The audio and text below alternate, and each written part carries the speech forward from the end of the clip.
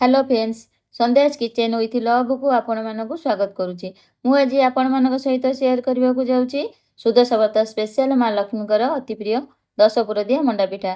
काम व्यस्तता भितर चाउल बतुरेबा भूली जाइछन्ती। व्यस्त न होई चाउल को सांगे सांगे गुंड करी मंडा पिठा प्रस्तुत करबा। मात्र 10 मिनिट रे पिठा तैयारी होई रेडी हेबो एवं पिठा पूरा सॉफ्ट बा कणिया हेबो।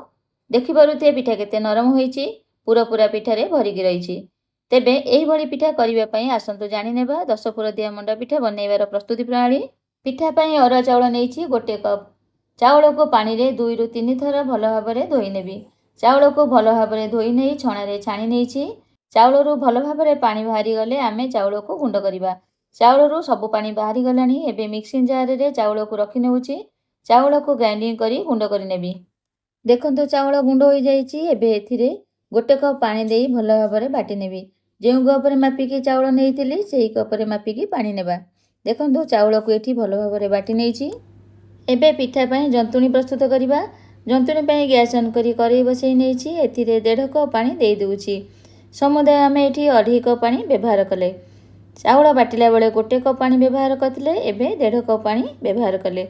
एथिरे हाफ चामच लुण, 2 चामच चीनी, 1 चामच देसी घी पकई पानी फुटिबा को छाड़िबा। पानी फुटिलानी बाटिकी रखिथिबा आण को गोटे हाथ रे धीरे धीरे पकेइबा आ गोटे हाथ रे कंटिन्यू गोळौथिबा। नहले जंतुणी गेटा गेटा होई जिवो। एठी गैस फ्लेम लो रखिबा। लो फ्लेम रे 10 मिनिट गोळेला परे देखंतु जंतुणी कड़ाई रु छाड़ी एकाठी होई जाईछि। जानिबे जे जंतुणी भल भाबरे सिझी जाईछि। पानी हाथ होई जंतुणी अल्प आनी हाथ रे एही परी एकाठी करि नेबे। देखिबे हाथ रे किछि लागु नाही, तेबे जंतुणी होई जाईछि बोली जानिबे। एठी मो हाथ रे जंतुणी किछि लागि नाही। जंतुणी भल भाबरे सिझी जाईछि। प्लेट रे घी मारी जंतुणी रखि नेउछि। जंतुणी को पूरा ठंडा हेले चकटी नेबा। एहाकू साइड कर रखि नेउछि। एबे पिठा पई पूरा प्रस्तुत करिबा। पूरा पई 10 प्रकार जिनिस नेइछि। मु नेइछि 1 कप क्षीर छेना। एही छेना को घरे छिड़ेइथिली। 1 नडिया कोरा, 200 ग्राम गुड़, मिठा निज पसंद रे कम बहुत करि परिबे। खंडे अदा, 10 रु 12 टी गोलमरिच, 2 टी गुजराती, 4 टा लवंग, 1 तेजपत्र। मु एठी 1 छोट तेजपत्र नेइछि। हाफ चामच पानमधुरी, छोट खंडे श्रीकपूर। श्रीकपूर बेसी पकेइबेनी, बेसी पकेइले पिता लागिबो। ए सब को नेई हेमदस्तारे कुटी गुंड करि नेबी। देखंतु ए सब को गुंड करि नेइछि। पूरा पई गैस ऑन करी कड़ाई बसी गरम करि नेइछि। एथिरे छेना नडिया गुड़ को पकेइ नेउछि। गैस फ्लेम हाई करी ए सब को भाजिबा। भाजिला बेले देखि पारुथिबे छेना नडिया रु पानी बाहरुछि। आमे एठी पूरा को भाजिबा। पूरा रु पानी सुखिबा पर्यंत 7 रु 8 मिनिट भाजिला परे पूरा रु पानी सुखि गलानी। एबे एथिरे कुटिकी रखिथिबा मसला को पकेइ गोळी नेउछि।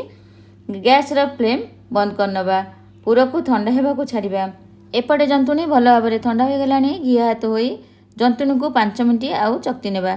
जदि जंतुणी रे गेटा थाए तेबे भल भाबरे चकटी होई जिवो। देखंतु जंतुणी को मुइटी भल भाबरे चकटी नेइछि। एबे पिठा तैयारी करिबा। पानी हाथ होई जंतुणी रु गोटे बड़ गोला आनी हाथ रे साइड रु प्रेस करी कटोरी आकार दे तैयारी करिबा। एथिरे पूरा को देई साइड रु प्रेस करी एही परी बंद करी साइज करी गोल करी नै हाथ रे हल्का भाबरे प्रेस करी चटका करी नेबा। एही बडी भाबरे एही परी सब पिठा को मु तैयारी करी नेबी। देखंतु सब पिठा को मु तैयारी करी नेइछि। एबे पिठा को सिजेइबा। पिठा को सिजेइबा पई गैस ऑन करी पानी बसई फुटेई नेइछि। एहा परे जाली थाली को रखि नेउछि।